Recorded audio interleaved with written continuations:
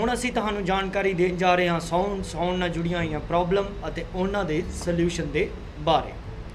ਅਗਰ ਸਾਡੇ ਕੰਪਿਊਟਰ ਦੇ ਵਿੱਚ ਸਾਊਂਡ ਡਰਾਈਵਰ ਇੰਸਟਾਲ ਨਾ ਹੋਣ ਜਾਂ ਫਿਰ ਸਾਡਾ ਸਾਊਂਡ ਕਾਰਡ ਖਰਾਬ ਹੋ ਗਿਆ ਹੋਵੇ ਤਾਂ ਤੁਹਾਨੂੰ ਇਸ ਜਗ੍ਹਾ ਇੱਕ ਰੈੱਡ ਕ੍ਰਾਸ ਸਾਈਨ ਮਿਲੇਗਾ, ਜਿਸ ਤੋਂ ਤੁਸੀਂ ਅੰਦਾਜ਼ਾ ਲਗਾ ਸਕਦੇ ਹੋ ਕਿ ਤੁਹਾਡੇ ਕੰਪਿਊਟਰ ਦੇ ਵਿੱਚ ਜਾਂ ਤਾਂ ਸਾਊਂਡ ਦੇ ਡਰਾਈਵਰ ਇੰਸਟਾਲ ਨਹੀਂ ਹਨ ਤੇ ਜਾਂ ਫਿਰ ਤੁਹਾਡਾ ਸਾਊਂਡ ਕਾਰਡ ਖਰਾਬ ਹੋ ਚੁੱਕਾ ਹੈ।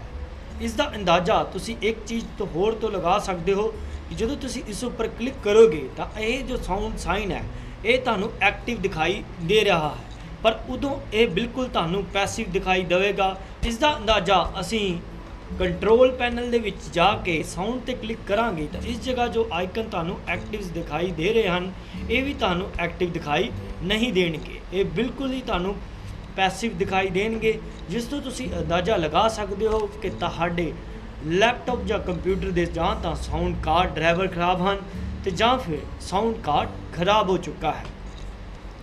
ਹੁਣ ਅਸੀਂ ਲੈ ਕੇ ਚੱਲਦੇ ਹਾਂ ਕਿ ਸਾਡੇ ਸਾਊਂਡ ਕਾਰਡ ਦੇ ਡਰਾਈਵਰ ਇਸ ਵਿੱਚ ਇੰਸਟਾਲ ਨਹੀਂ ਹਨ। ਸਾਊਂਡ ਕਾਰਡ ਦੇ ਡਰਾਈਵਰ ਇੰਸਟਾਲ ਕਰਨ ਲਈ ਸਭ ਤੋਂ ਪਹਿਲਾਂ ਅਗਰ ਤੁਸੀਂ CPU ਵਰਤ ਰਹੇ ਹੋ ਤਾਂ ਤਦ ਤੁਹਾਨੂੰ ਆਪਣੇ ਮਦਰਬੋਰਡ ਦਾ ਨਾਮ, ਜਿਵੇਂ ਕਿ ਤੁਸੀਂ ਇਸ ਫੋਟੋ ਦੇ ਵਿੱਚ ਦੇਖ ਰਹੇ ਹੋ, ਨਹੀਂ ਤੇ ਆਪਣੇ ਲੈਪਟਾਪ ਦਾ ਨਾਮ ਪਤਾ ਹੋਣਾ ਜ਼ਰੂਰੀ ਹੈ। ਅਸੀਂ ਇਸ ਵਕਤ ਡੈਲ ਵੋਸਟਰੋ 1540 ਲੈਪਟਾਪ ਵਰਤ ਰਹੇ ਹਾਂ, ਇਸ ਲਈ ਅਸੀਂ ਗੂਗਲ ਤੇ ਜਾ ਕੇ ਅਗਰ ਮੈਨੂੰ ਇਸ ਦੇ ਡਰਾਈਵਰ ਦੀ ਲੋੜ ਪੈਂਦੀ ਹੈ ਤਾਂ ਮੈਂ ਗੂਗਲ ਤੇ ਜਾ ਕੇ ਅਗਰ ਲਿਖਾਂਗਾ ਡੈਲ ਵੋਸਟਰੋ 1540 ਡਰਾਈਵਰਸ ਡਾਊਨਲੋਡ, ਜਦੋਂ ਤੁਸੀਂ ਐਂਟਰ ਕਰੋਗੇ ਤਾਂ ਤੁਹਾਡੇ ਸਾਹਮਣੇ ਕੁਝ ਲਿੰਕ ਮਿਲ ਜਾਣਗੇ। ਕੁਝ ਲਿੰਕ ਨੂੰ ਸਰਚ ਕਰਨ ਤੋਂ ਬਾਅਦ ਤੁਹਾਡੇ ਸਾਹਮਣੇ ਉਸ ਡਰਾਈਵਰਸ ਨੂੰ ਡਾਊਨਲੋਡ ਕਰਨ ਦੀ ਆਪਸ਼ਨ ਵੀ ਆ ਜਾਵੇਗੀ। ਇਸ ਜਗ੍ਹਾ ਤੁਸੀਂ ਦੇਖ ਰਹੇ ਹੋ ਕਿ ਲਿਖਿਆ ਹੋਇਆ ਹੈ ਡੈਲ ਵੋਸਟਰੋ 1540 ਡਰਾਈਵਰਸ ਵਿੰਡੋਜ਼ 7 32 ਬਿਟ। ਇਸ ਟਾਈਮ ਜੋ ਅਸੀਂ ਡਰਾਈਵਰ ਡਾਊਨਲੋਡ ਕਰ ਰਹੇ ਹਾਂ ਉਹ ਵਿੰਡੋਜ਼ 7 32 ਬਿਟ ਦੇ ਹਨ। ਅਗਰ ਤੁਸੀਂ XP ਨਾਲ ਰਿਲੇਟਡ ਡਰਾਈਵਰ ਕਰਨੇ ਹਨ ਤਾਂ ਡੈਲ ਵੋਸਟਰੋ 1540 ਡਰਾਈਵਰ ਵਿੰਡੋ XP ਲੈ ਕੇ ਸਰਚ ਕਰੋ, ਤੁਹਾਨੂੰ XP ਦੇ ਡਰਾਈਵਰ ਮਿਲ ਜਾਣਗੇ। ਅਗਰ ਨਹੀਂ ਤਾਂ ਵਿੰਡੋਜ਼ 7 32 ਬਿਟ ਜਾਂ 64 ਬਿਟ ਲਿਖ ਕੇ ਕਰੋ ਤਾਂ ਤੁਹਾਨੂੰ ਉਸ ਦੇ ਡਰਾਈਵਰ ਮਿਲ ਜਾਣਗੇ। ਇਸ ਤੋਂ ਬਾਅਦ ਜਦੋਂ ਤੁਸੀਂ ਲਿੰਕ 'ਚ ਨੀਚੇ ਜਾਓਗੇ ਤਾਂ ਇਸ ਜਗ੍ਹਾ ਤੁਹਾਨੂੰ ਅਲੱਗ-ਅਲੱਗ ਡਰਾਈਵਰ ਦਿਖਾਈ ਦੇ ਰਹੇ ਹਨ। Touch pad driver, display graphics, audio, sound driver, chipset driver, ਜੋ ਕਿ ਡੈਲ ਲੈਪਟਾਪ ਵੋਸਟਰੋ 1540 ਦੇ ਡਰਾਈਵਰ ਹਨ। ਜਦੋਂ ਮੈਂ ਇਸ ਉੱਤੇ ਡਾਊਨਲੋਡ ਤੇ ਕਲਿੱਕ ਕਰਾਂਗਾ ਤਾਂ ਇਹ ਡਰਾਈਵਰ ਡਾਊਨਲੋਡ ਹੋ ਜਾਣਗੇ।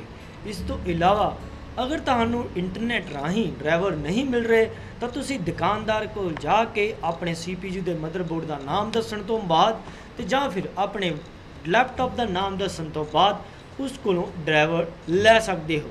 ਉਹਨਾਂ ਡਰਾਈਵਰ ਨੂੰ ਤੁਸੀਂ ਹਮੇਸ਼ਾ ਲਈ ਆਪਣੇ ਕੰਪਿਊਟਰ ਦੇ ਵਿੱਚ ਸੇਵ ਕਰਕੇ ਜਦੋਂ ਵੀ ਤੁਹਾਨੂੰ ਨੈਕਸਟ ਸਾਊਂਡ ਡਰਾਈਵਰ ਦੀ ਪ੍ਰੋਬਲਮ ਆਉਂਦੀ ਹੈ ਤਾਂ ਤੁਸੀਂ ਉਸ ਨੂੰ ਇੰਸਟਾਲ ਕਰ ਸਕਦੇ ਹੋ। ਹੁਣ ਅਸੀਂ ਤੁਹਾਨੂੰ ਦੱਸਾਂਗੇ ਕਿ ਕਿਸ ਤਰੀਕੇ ਨਾਲ ਤੁਸੀਂ ਡਰਾਈਵਰ ਨੂੰ ਇੰਸਟਾਲ ਕਰ ਸਕਦੇ ਹੋ। ਇਸ ਲਈ ਅਸੀਂ ਡੈਲ ਵੋਸਟਰੋ 1540 ਫੋਲਡਰ ਦੇ ਵਿੱਚ ਗਏ, ਉਸ ਵਿੱਚ ਅਸੀਂ ਡੈਲ ਡਰਾਈਵਰ ਤੇ ਕਲਿੱਕ ਕੀਤਾ।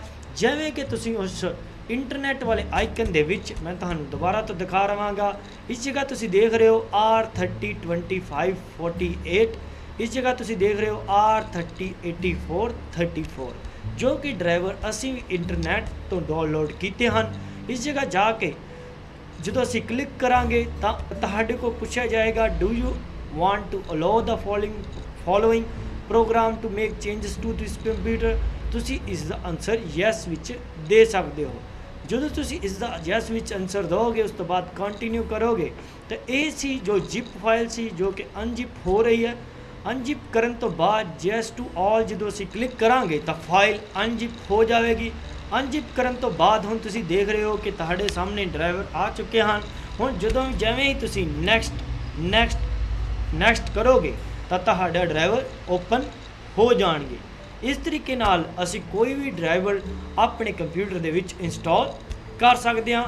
ਅਸੀਂ ਇਸ ਨੂੰ ਅਨਇੰਸਟਾਲ ਇਸ ਲਈ ਕਰ ਰਹੇ ਹਾਂ ਕਿਉਂਕਿ ਅਗਰ ਇਸ ਨੂੰ ਅਸੀਂ ਇੰਸਟਾਲ ਕਰਾਂਗੇ ਤਾਂ ਸਾਡਾ ਆਡੀਓ ਪ੍ਰੋਗਰਾਮ ਬੰਦ ਹੋ ਸਕਦਾ ਹੈ। ਇਸ ਲਈ ਅਸੀਂ ਇਸ ਪ੍ਰੋਗਰਾਮ ਨੂੰ ਇੱਥੇ ਹੀ ਸਮਾਪਤ ਕਰ ਰਹੇ ਹਾਂ। ਪਰ ਜ਼ਿਆਦਾਤਰ ਅਗਰ ਤੁਸੀਂ ਇਸ ਨੂੰ ਨੈਕਸਟ ਕਰੋਗੇ, ਇਸ ਤੋਂ ਬਾਅਦ ਜਦੋਂ ਤੁਸੀਂ ਇਸ ਨੂੰ ਨੈਕਸਟ ਕਰੋਗੇ, ਫਿਰ ਨੈਕਸਟ ਕਰੋਗੇ ਤਾਂ ਤੁਹਾਡਾ ਸਾਊਂਡ ਕਾਰਡ ਡਰਾਈਵਰ ਇੰਸਟਾਲ ਹੋਣੇ ਸ਼ੁਰੂ ਹੋ ਜਾਣਗੇ।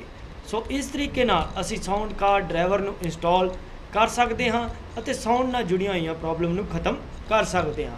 ਹੁਣ ਇੱਥੇ ਅਸੀਂ ਤੁਹਾਨੂੰ ਇੱਕ ਹੋਰ ਜਾਣਕਾਰੀ ਦੇਣਾ ਚਾਹੁੰਦੇ ਹਾਂ ਕਿ ਅਗਰ ਤੁਹਾਡਾ CPU ਦਾ ਸਾਊਂਡ ਕਾਰਡ ਖਰਾਬ ਹੋ ਚੁੱਕਾ ਹੈ ਤੇ ਜਾਂ ਫਿਰ ਤੁਹਾਡੇ ਲੈਪਟਾਪ ਦਾ ਸਾਊਂਡ ਕਾਰਡ ਖਰਾਬ ਹੋ ਚੁੱਕਾ ਹੈ ਤੇ ਅੱਜ ਕੱਲ੍ਹ ਮਾਰਕੀਟ ਦੇ ਵਿੱਚੋਂ USB ਸਾਊਂਡ ਕਾਰਡ ਮਿਲ ਜਾਂਦੇ ਹਨ, ਜਿਨ੍ਹਾਂ ਨੂੰ ਤੁਸੀਂ USB ਸੌਕਟ ਦੇ ਵਿੱਚ ਲਗਾ ਕੇ ਵੀ ਸਾਊਂਡ ਦਾ ਆਨੰਦ ਲੈ ਸਕਦੇ ਹੋ।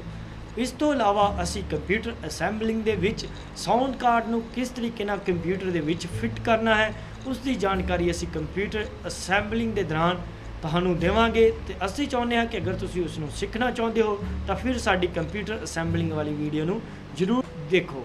ਉਸ ਵਿੱਚ ਅਸੀਂ ਇਹ ਵੀ ਦੱਸਿਆ ਹੋਇਆ ਕਿ ਤੁਸੀਂ ਕਿਸ ਸੌਕਟ ਦੇ ਵਿੱਚ ਐਕਸਟਰਨਲ ਸਾਊਂਡ ਕਾਰਡ ਨੂੰ ਲਗਾਉਣਾ ਹੈ, ਕਿਉਂਕਿ ਅਗਰ ਮਦਰਬੋਰਡ ਦੇ ਵਿੱਚ ਸਾਊਂਡ ਕਾਰਡ ਦੀ ਪ੍ਰੋਬਲਮ ਆ ਜਾਵੇ ਤਾਂ ਸਾਨੂੰ ਐਕਸਟਰਨਲ ਸਾਊਂਡ ਕਾਰਡ ਦਾ ਹੀ ਵਰਤੋਂ ਕਰਨੀ ਪੈਂਦੀ ਹੈ।